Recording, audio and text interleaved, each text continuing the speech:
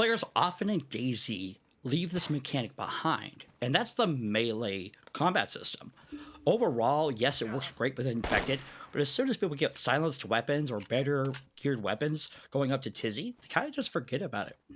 I think that you're doing yourselves a disservice if you completely leave melee behind, even when you get better gear, uh, even if it's just for backup or for the infected, because you're likely going to get in a situation at some point where you're out of ammo, your gun breaks, or something of that nature, or maybe your silencer goes bad, so you need a quiet takedown. The way I always envisioned Melee was kind of like, like the cinematic movies where, like, yeah, your gun's out of ammo, so you're going to go and fight with your blade or whatever. But in DayZ, that's not really the practical way to do anything because if your gun's out of ammo, it's better to actually just run, to try to get out of cover, to try to lose the people trying to shoot at you.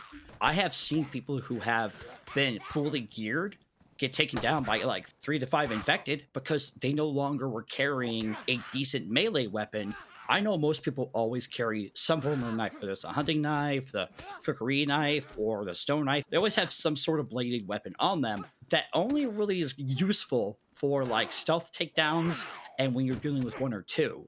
In my opinion, as far as bladed weapons go, they're more helpful in PvP situations because they can cause bleed. Maybe not as helpful against someone who's fully geared, but the blunt weapons, in my experience, tend to be better for infected. Not that the bladed weapons don't work well for infected, but just having a knife in your pocket is not going to get you there. I would prefer to have a blunt weapon than to use all of my inventory slots for guns. The melee kind of locks you into animations. So when you're swinging even a light attack, you're still having to complete that full swing before you can stop it.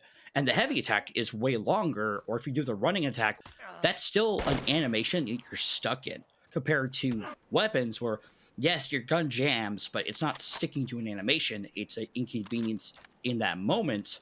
Or like if you have to swap your magazines, that is a animation you're stuck in, but you're able to move at the same time.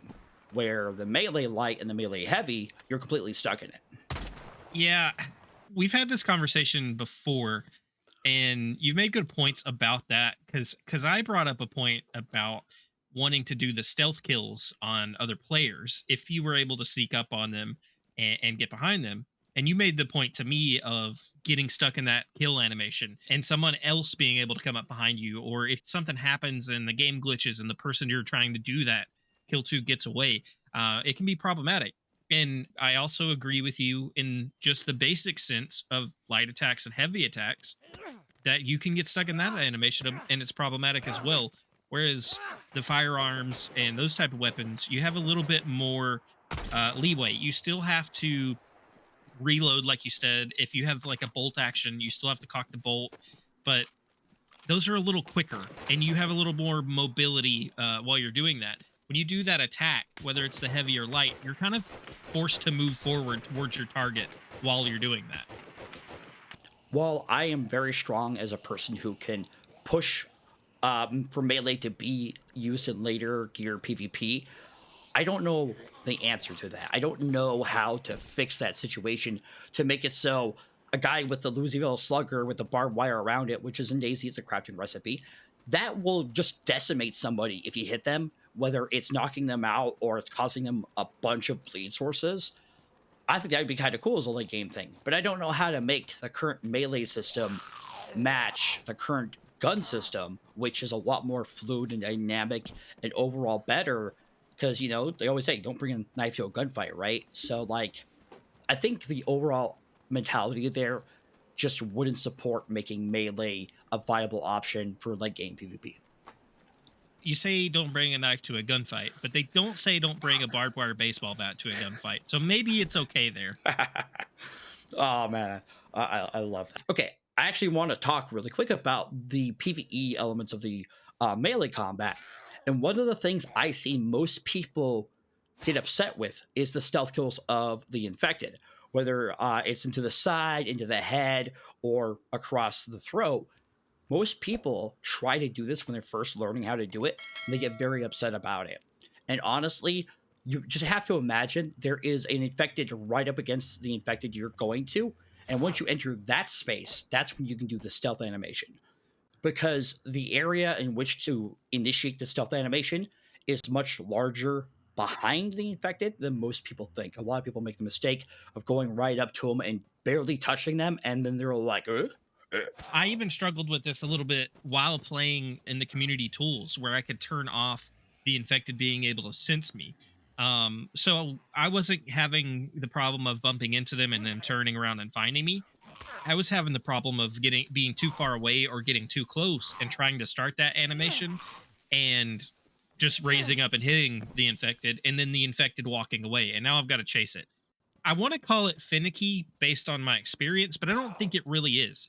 I think it's what you said. It's about finding that sweet spot. It's about finding that right zone and knowing where that actual zone is to start the animation. It's not like it's a tiny zone. It's not like you got to get in one specific spot and trigger that, but it's closer than you think, but also farther away than you think in my opinion. Yeah, like you said, people have to get used to that sweet spot. I just think that when people hear that you don't have to be right up against them to start this, people will start having a little bit of easier time doing this. The infected in DayZ are sight and sound located. If you're crouched and you're walking, most times they won't hear you unless you're like really close to them. But if you start sprinting while crouching, they'll hear you. Those little bars next to your stamina bar say how loud you're being. Now, there are some gimmicks. If you go inside of a bush, the infected won't see you. However, if you start sneezing, they will hear you. So, like, there's a little bit of that caveat. There are different kinds of infected. I think some people know about them, but not a lot of people remember this. There's the regular infected, which then just screams or grunts and then goes after you. Then there is the runners. You see them kind of sprinting around and it makes you think it's a player. Then there are the screamers. They're the ones that when they scream, they bring everyone to them and then they go after you. And then finally, there's the heavy officer inside of the military locations. Now, the reason why I bring this up about the inside of the melee episode here is important to know that these different type of infected will react very differently. And like, I would always use the stealth kill on the officer and the screamer. The runner and the base one, not so much. I don't need to. That brings up a good point.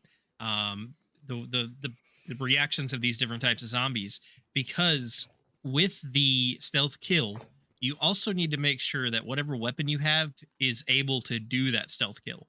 Because while most bladed weapons can do that, not all of them can. Some of the weapons that I thought would have some kind of stealth kill animation didn't.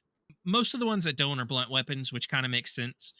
But there's a few things like the hatchet, the fire axe, things like that, that I feel like you could take down an infected with one hit that don't have that ability. So I'm just picturing in my head as you're talking about these different types of zombies, walking up to one of the police or the military that's a little more hefty, a little more well guarded, and me taking out my hatchet, thinking I'm going to take it down real sneakily and in one shot, just to clip it once and it just turn around and just destroy me. Unfortunately, that's happened, but we're just not going to talk about that story too much. Oh my gosh. I think the last thing I will say about the DayZ melee is that the infected, when they're swinging at you, tend to damage your clothing based on a coefficient formula. So what happens is if an infected deals, let's say, 20 damage to you, there are mathematics going behind the scenes to tell how much of that damage should be transferred to your clothing. And then when the clothing receives damage, it then does calculations on how each item individually inside of it could take damage. So, like, you get hit, your clothing takes damage, and then the clothing that does take damage picks a random item to apply some of that damage to. So, a lot of people out there who are like, the infected are always destroying my boots. The reason why they're always destroying your boots is because you're letting them do the full arm all the way down attack. And when they do that, they're hitting you in multiple zones. And your feet are going to be one of them. And shoes aren't as hardy as I think most people think. A couple of hits to them, and they're going to be ruined. Like even with an MK2, 1 to 2 shots, it'll put it to badly damaged. Correct me if I'm wrong, though. This also works in the reverse. If you're attacking an infected that has an article of clothing that you might be able to pick up, or a backpack or something like that, you can also damage that piece and it's ruined by the time you get it based on the amount of melee damage you're doing or the area you're hitting with your weapons. Am I right in that? It's even goes a little bit further because some of the affected are wearing some nice backpacks, vests, and other things you may want. So itemizing where you hit is also important. And in melee combat, you can still hit the head, the chest, and the legs pretty well. That's why whenever you see somebody playing, probably a streamer, they're always aiming way above the head because your character doesn't go exactly where you're looking. You have to be a little bit higher so your character can hit the head. That's why some people take down infected really quick versus other people who are just swinging at the chest. Yeah, that's me. I'm always getting yelled at by you guys to go for the head when we're playing. But That's why the spear is amazing. The pitchfork, if you are playing early game and get that pitchfork, it is very nice to use that pitchfork. one last thing for me. Speaking of ranged weapons, weapons with a reach. Last time we were playing, I made the joke about being very well equipped because I finally found a weapon, and yes, it was a joke, but I really did think that I was in a better boat than I was just using my fists until I fought my first infected with the broom, and it seemed to do less damage than my fists did. So, out of all the things you can use for melee weapon, maybe don't pick the broom. It's light on fire. It's a lot easier.